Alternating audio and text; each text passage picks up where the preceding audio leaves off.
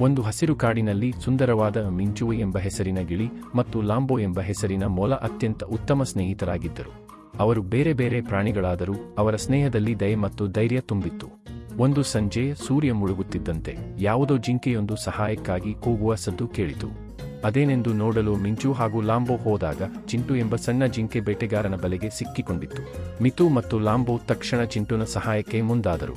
ಮಿತು ಹಾಗೂ ಲಾಂಬೋ ಬೇಟೆಗಾರನ ಕಣ್ಣು ತಪ್ಪಿಸಿ ಬಲೆಯನ್ನು ಕಡಿಯಲು ಪ್ರಯತ್ನಿಸುತ್ತಾರೆ. ಲಾಂಬೋ ಬೇಗನೆ ಬಲೆಯನ್ನು ಕಡಿದು ಚಿಂಟುನನ್ನು ಬಿಡಿಸಿದ. ಚಿಂಟು ಸುರಕ್ಷಿತವಾಗಿತ್ತು ಮತ್ತು ಮೂವರು ಸ್ನೇಹಿತರು ತಮ್ಮ ಧೈರ್ಯವನ್ನು ಆಚರಿಸಿದರು. ಕಾಡಿನ ಪ್ರಾಣಿಗಳೆಲ್ಲ ಮಿತು ಮತ್ತು ಲಾಂಬೋವಿನ ತಂಡದ ಕೆಲಸವನ್ನು ಹೊಗಳಿದವು. ಈ ಕಥೆಯಿಂದ ತಿಳಿಯುವುದೇನೆಂದರೆ, ನಿಜವಾದ ಸ್ನೇಹಕ್ಕೆ ಮಿತಿಯಿಲ್ಲ. ಧೈರ್ಯ ಮತ್ತು ದಯೆ ಇದ್ದರೆ ಸಣ್ಣ ಪ್ರಾಣಿಗಳು ಮಹಾನ್ ಕೆಲಸಗಳನ್ನು ಮಾಡಬಲ್ಲವು. ಈ ಕಥೆ ನಮಗೆ ಕಲಿಸುವುದು ಸ್ನೇಹ, ಧೈರ್ಯ ಮತ್ತು ಪರೋಪಕಾರದ ಬಲ. ಮಿತು ಮತ್ತು ಲಾಂಬೋವಿನಂತೆ ನಾವು ಇತರರಿಗೆ ಸಹಾಯ ಮಾಡಲು ಸಿದ್ಧರಾಗಬೇಕು, ಏಕೆಂದರೆ ಒಟ್ಟಿಗೆ ಇದ್ದರೆ ಎಲ್ಲ ಸಾಧ್ಯ.